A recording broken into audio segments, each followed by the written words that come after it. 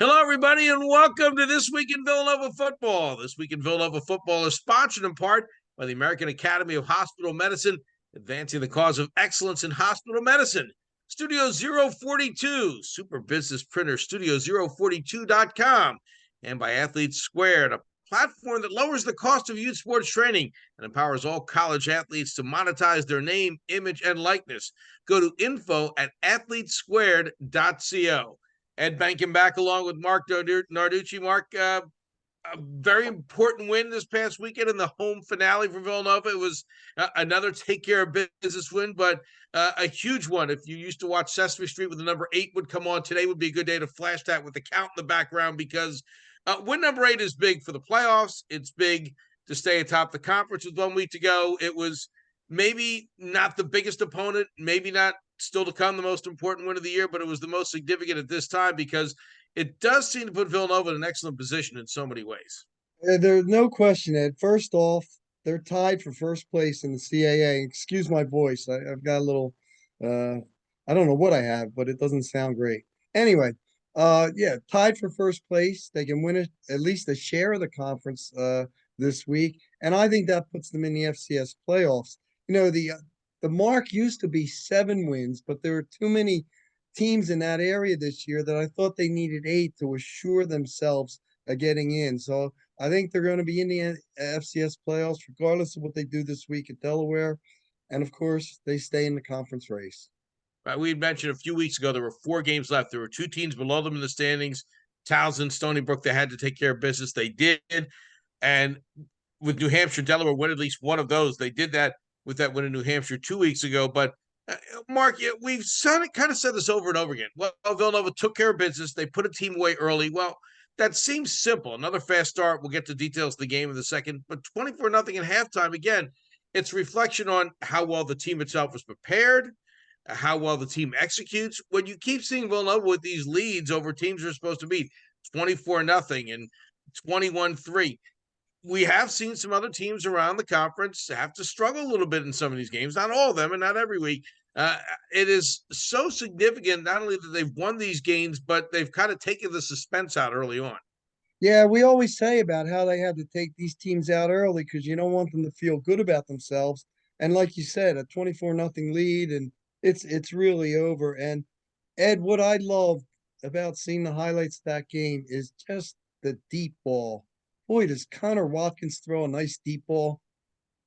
Oh, beautiful. And the big plays again, it was the Rajon Pringle show. 5 catches for 180 yards, but he had the touchdown catches from 79 and 63 yards out. Mark, the first one straight down the middle, that deep ball by Watkins was right on target. The other one was outstanding as well.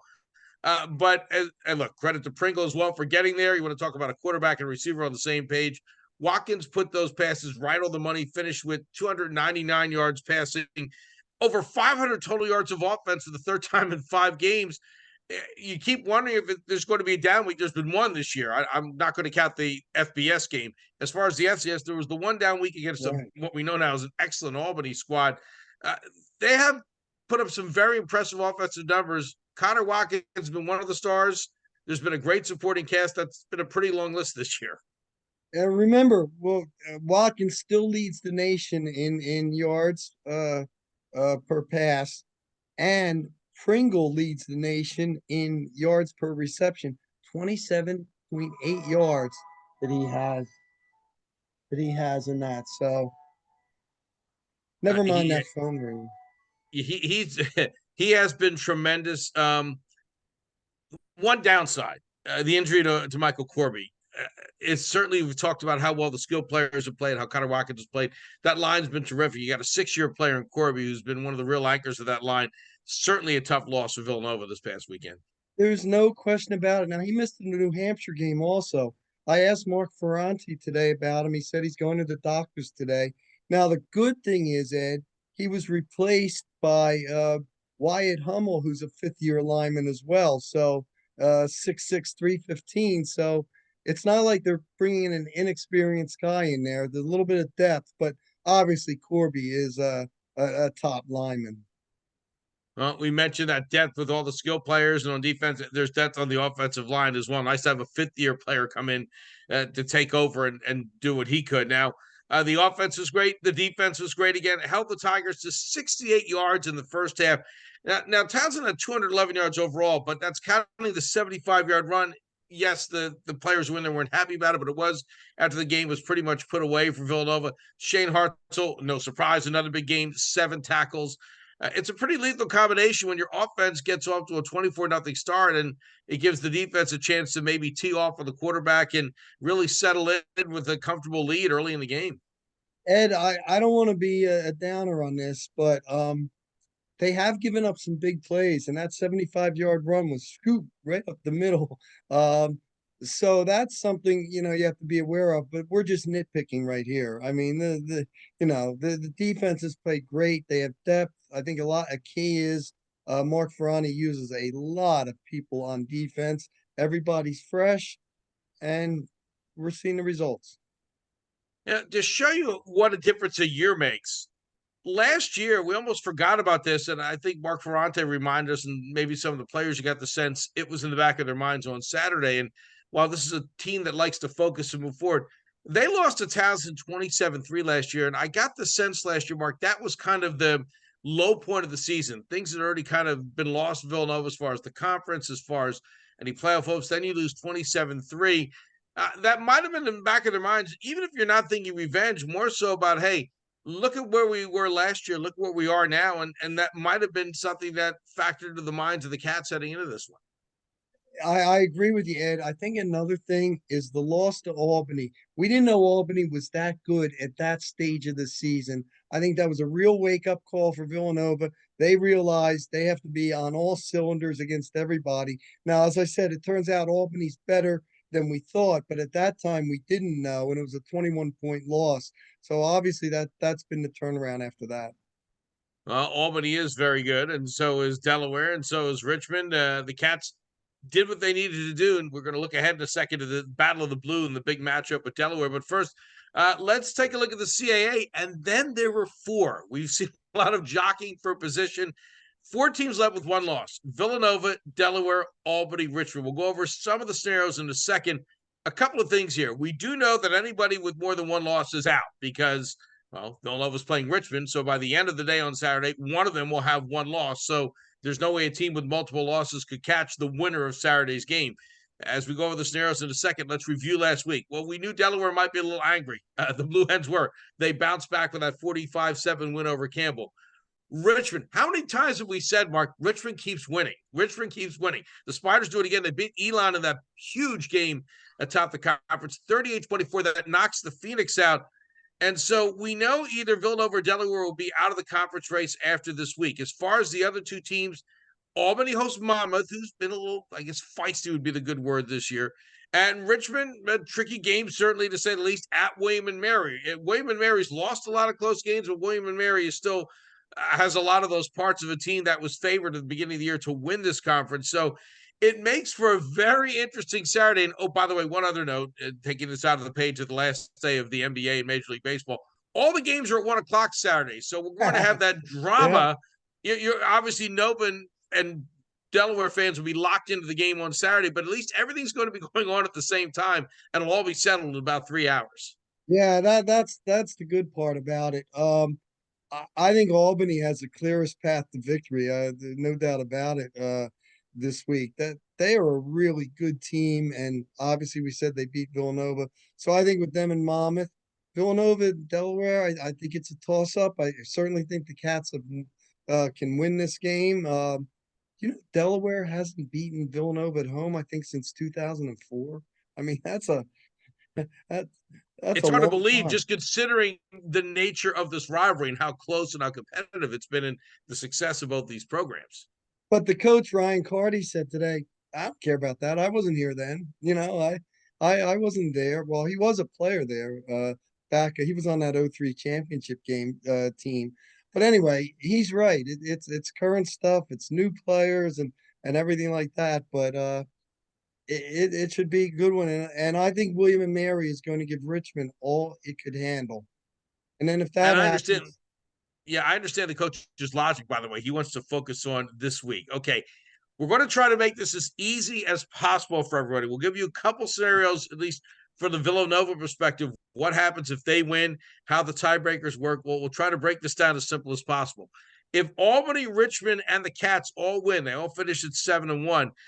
There were no head-to-head meetings between any of these teams. So then they go by common opponents, Rhode Island, Stony Brook. They were all the same mark, 1-0 against them. Then they go by point differential. And by the way, as we go over this is why some of Villanova's big conference wins going to come in handy. Right now, going into this weekend, and of course it could change on Saturday, Nova has the edge with that. 4 points better than Albany, way ahead of Richmond. Richmond's a plus 58. Nova is a plus 96. There's more tiebreakers after that. We'll be down to tiddlywinks, Right. so I'm not going to get into those too much. We'll Right. go over two other possible scenarios. Albany and Villanova finished tied at 7-1. Well, Albany beat Villanova, so Albany would get the tiebreaker. Yeah. If Richmond and Villanova both finish tied, we go back to what we just talked about. Not a head-to-head meeting.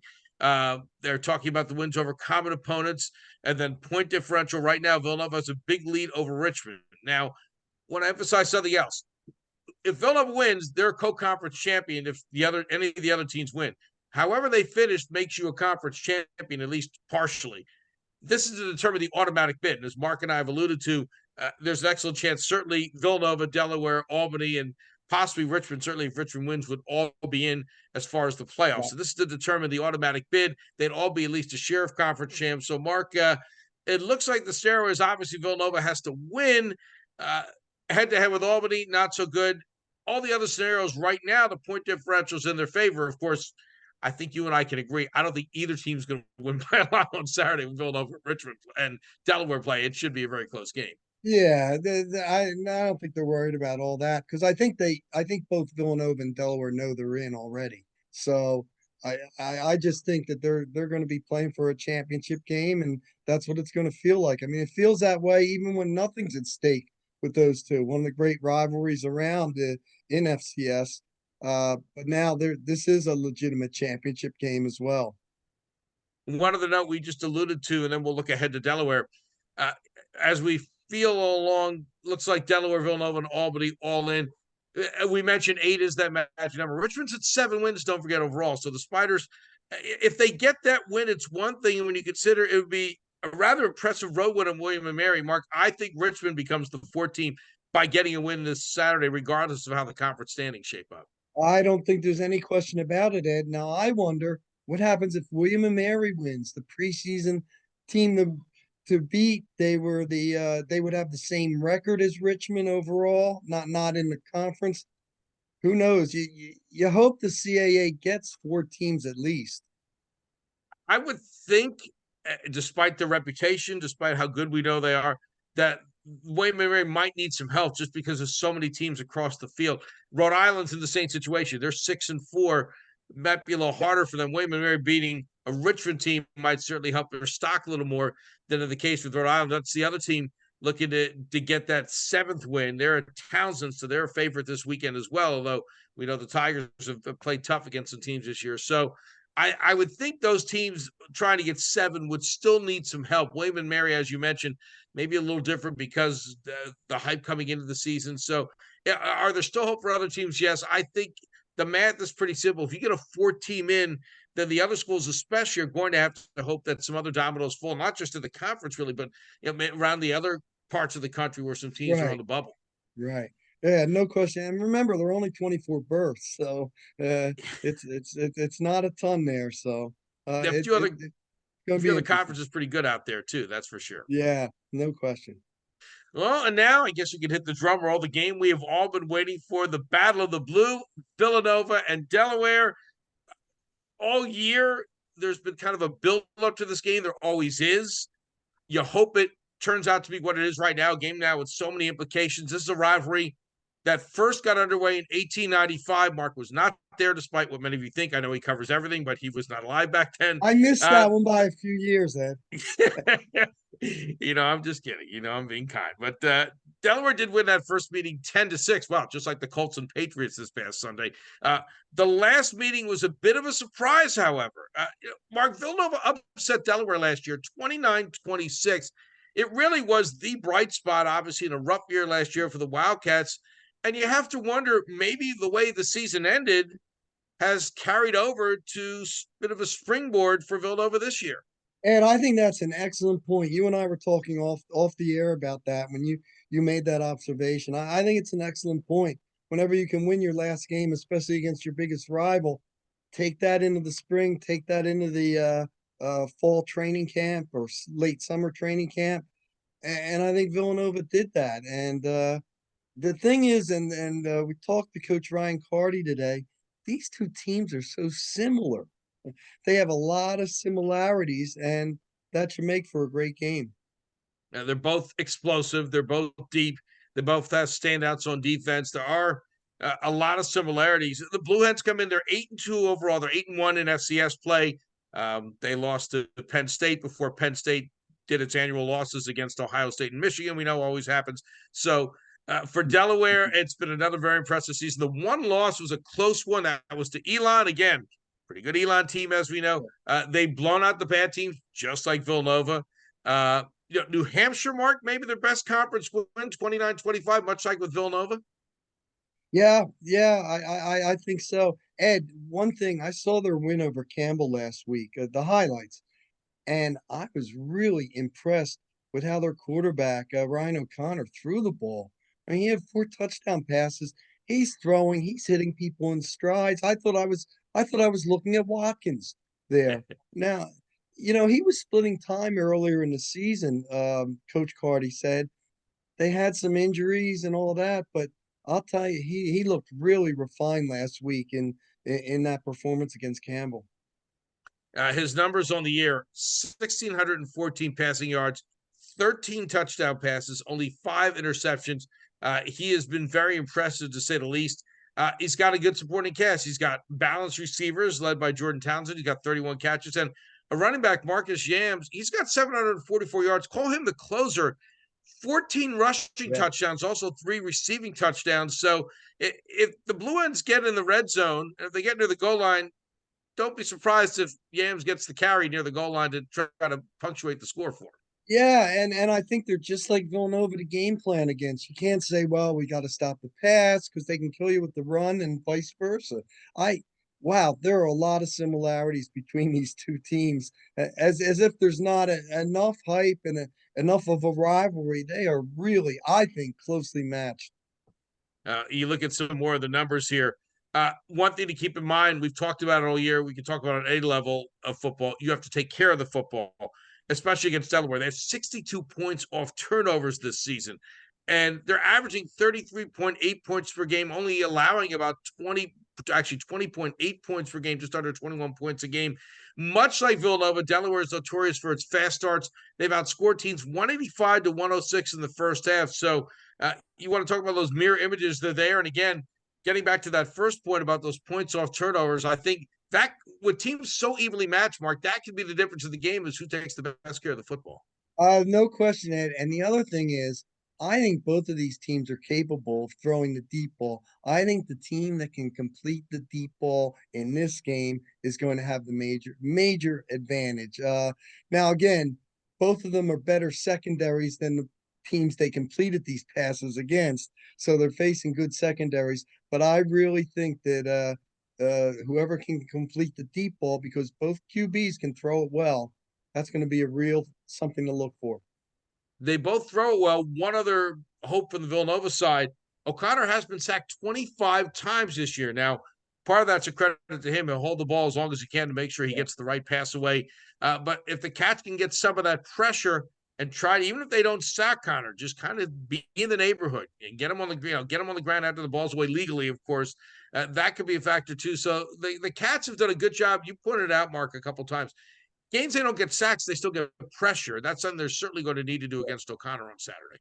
Yeah, because he also looked again, we're watching him off tape and everything, but he also looked very mobile as well. So I just think it's going to be a great game, Ed. It's going to be a great atmosphere there at Delaware. I was at the game 2 years ago when they played at Delaware, and it's just always a big event. And by the way, not bad defensively either. Jackson Taylor, 81 tackles on the season. How many times have we previewed a CA game? We say, oh, look out for this linebacker on the other team. A lot of great linebackers in this conference. Taylor's one of them. with again, much like Villanova, everyone sees all the weapons they have on offense. Their defense can do the job just as well. We talk about Brendan Bell, what a great year he's had at linebacker for Villanova. But you mentioned Hartzell. He missed the game with injury, and he's still leading them in tackles. So, and again, as Mark Ferrani has said, their defense is set up so the linebackers can come in there and make the tackles. And I think we're going to see linebackers on both teams making a lot of them in this game. You could check the boxes. The hopes for every player for Villanova, I think they've all reached them, exceeded them this year, and that's the same for the Blue Hens as well. Mark, this is not only the game everyone's been waiting for, and obviously there's so much hype, which now is going to tie into what's on the line.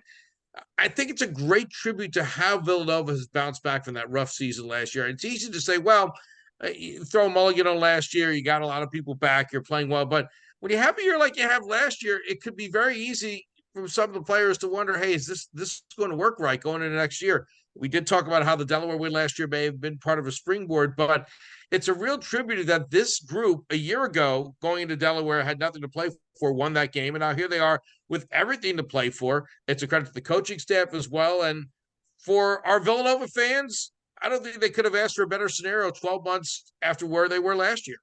Ed, what's it say about the Villanova program when they went 6-5 last year, beat Delaware, and they said it's a disappointing season? It shows the high expectations. It shows how much they've accomplished, and now they're accomplishing a lot more this year.